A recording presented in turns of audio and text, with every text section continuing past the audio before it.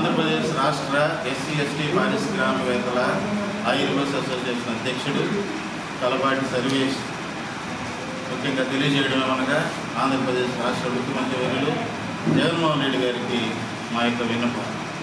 మీరు ప్రవేశపెట్టినటువంటి జగనన్న బడుగు వికాసం ద్వారా ఆ పథకం ద్వారా అనేక మంది ఎస్సీ ఎస్టీలు అనేక రకమైనటువంటి పారిశ్రామిక రంగాల్లో వారి ఇన్సెంటివ్స్ విషయంలో, అదేవిధంగా సర్వీస్ సెక్టర్లోనూ, మ్యానుఫ్యాక్చరింగ్ సెక్టర్లోనూ, తర్వాత కుటీర పరిశ్రమల ద్వారా అనేక రకమైనటువంటి పరిశ్రమలను ఏర్పాటు చేసి మీరందరూ కూడా జాబ్ సీకర్స్గా ఉండొద్దు, జాబ్ గివర్స్గా ఉండండి అనేటువంటి పిలుపును అందుకొని మీ ప్రోత్సాహాన్ని గుర్తు చేసుకుని అనేక మంది పారిశ్రామికవేత్తలుగా ఎదిగి నేడు అనేక రకమైన రంగాల్లో ఎంతోమందిని ప్రత్యక్షంగా పరోక్షంగా ఉపాధి కల్పిస్తున్నటువంటి ఎస్సీ ఎస్టీ ఎంఎస్ఎంఈ పారిశ్రామికవేత్తలందరూ కలుసుకొని ఈరోజు ఈ యొక్క సమావేశాన్ని ఏర్పాటు చేయడం జరిగింది.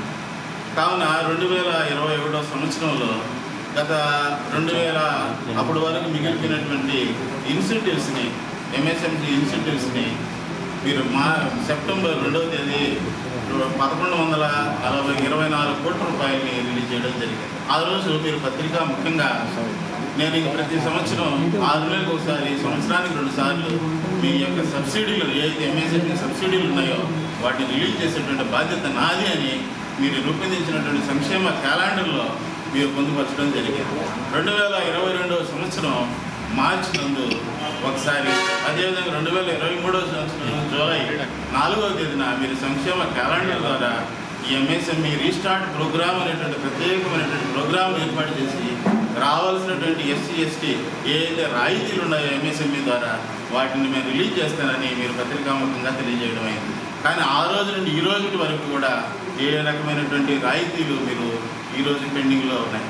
తర్వాత మీరు 2023 సంవత్సరం డిసెంబర్లో ఇండస్ట్రియల్ వర్చువల్ ఇనాగ్రేషన్ మీటింగ్లో పై అధికారులను మీరు ఆదేశించడం జరిగింది. ఫిబ్రవరిన నేను మీ యొక్క ఇన్సెంటివ్స్ రిలీజ్ చేస్తాను అని మీరు అధికారులను ఆదేశించారు. కానీ గత 5 రోజుల నుంచి జరుగుతున్నటువంటి ఈ యొక్క బడ్జెట్ సమావేశాలు మేము చూసినప్పుడు ఏ ఇన్సెంటివ్స్ సంబంధించిన కేటాయింపులు కానీ, రాయితీలు కానీ మీరు నిర్వహించకపోవడం, మీరు ఆ రకమైనటువంటి ఆలోచన చేయకపోవడం మమ్మల్ని చాలా బాధ వేదనకు గురి చేసి ఈ యొక్క మా పరిస్థితిని మీకు తెలియజేయాలనేటువంటి ఉద్దేశంతో ఈ యొక్క మీడియా సమావేశాన్ని ఏర్పాటు చేయడం జరిగింది.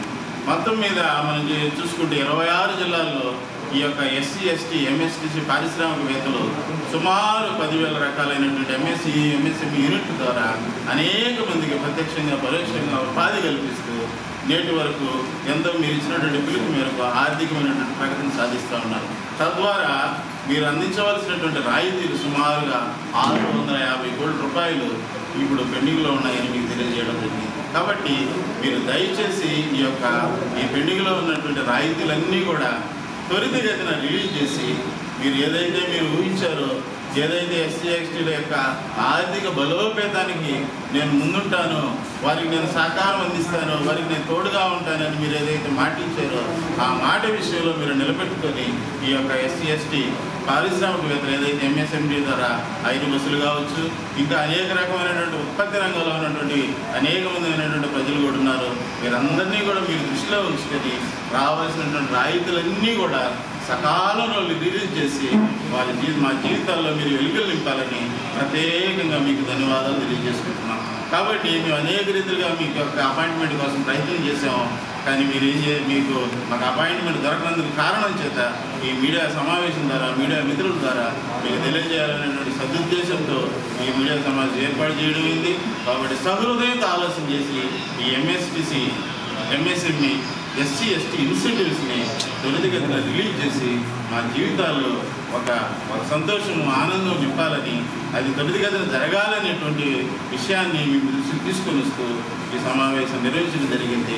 ప్రత్యేకంగా మీకు ధన్యవాదాలు తెలియజేయాల్సినటువంటి ఆలోచన కూడా మాకుంది. కాబట్టి మీరు వెంటనే రిలీజ్ చేసి తద్వారా ముందు రోజుల్లో మీకు అందరూ మేము తోడుగా ఉంటాము, అన్ని విషయాల్లో మీకు తోడుగా ఉంటామనేటువంటి విషయం కూడా ఈ మీడియా సమావేశం ద్వారా మీకు తెలియజేయడం అయింది. అందుకోసం ప్రత్యేకంగా మీకు కృతజ్ఞతలు తెలియజేసుకుంటూ ముగిస్తూ ఉన్నాను. మీ పేరు? నా పేరు Kalapati Sarvesh, SC ST ఐర్బస్ association యొక్క అధ్యక్షుడు. ఓకే సీటు మారండి. మధ్యలో వచ్చాను.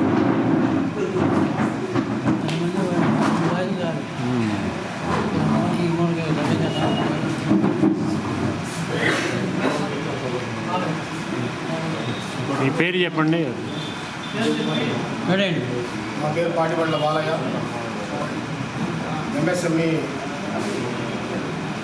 హైయర్ బస్ ఓనర్ల అసోసియేషన్ సెక్రటరీని. బ్రీఫ్గా చెప్పండి. ఈరోజు జగన్మోహన్ రెడ్డి గారు జగనన్న బడుగు వికాసం అనేటువంటి కార్యక్రమం ద్వారా ఎస్సీ ఎస్టీలని మరి హైయర్ బస్సులు కొనేటట్టుగా ప్రోత్సహించి ఆ తర్వాత ఇన్సెంటివ్స్ ఇవ్వకుండా మొహం చాటేసినటువంటి పరిస్థితిని మనం చూస్తూ ఉన్నాం. ఈ విధంగా ఎస్సీ ఎస్టీలు ఈరోజు ఆత్మహత్య చేసుకునే పరిస్థితికి వచ్చారు. వారందరినీ కూడా ఆదుకోవాల్సిన బాధ్యత ప్రభుత్వం పైన ఉంది. కానీ జగన్మోహన్ రెడ్డి గారు ఈ బడ్జెట్ సమావేశాల్లో ఎక్కడ కూడా ఆ విధమైనటువంటి మరి కార్యక్రమాన్ని చేపట్టకపోవడం, ఈరోజు హైయర్ బస్సులు తీసుకున్నటువంటి ఎస్సీ ఎస్టీలు ఎంతో ఆవేదనకు గురవుతూ ఉన్నారు. వాళ్ళ ఆత్మహత్య శరణ్యంగా రాబోయే రోజుల్లో ఈ హైయర్ బస్సులు కొన్నటువంటి ఓనర్లు ఎంతమంది అయితే ఆత్మహత్యలు చేసుకుంటారో వాళ్ళందరూ కూడా ప్రభుత్వం బాధ్యత తీసుకోవాల్సిన అవసరం ఉంది. దీనికి వాళ్లే బాధ్యత వహించాలి.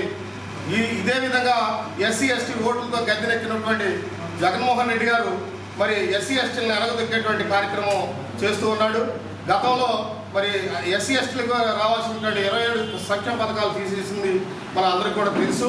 అదేవిధంగా ఈ హైయర్ బస్సు ఓనర్లని ఏ విధంగా అణిచివేసే ధోరణిలో ఉన్నాడో, మరి వీళ్ళు కనుక మరి ఈ విధంగా నష్టపోయి ఆర్టీసీలో మరి రాష్ట్రంలో రోడ్లు లేక మరి టైర్లు పోతూ ఉన్నాయి, మరి అదేవిధంగా బస్ స్పేర్ స్పాట్స్ పోతూ ఉన్నాయి.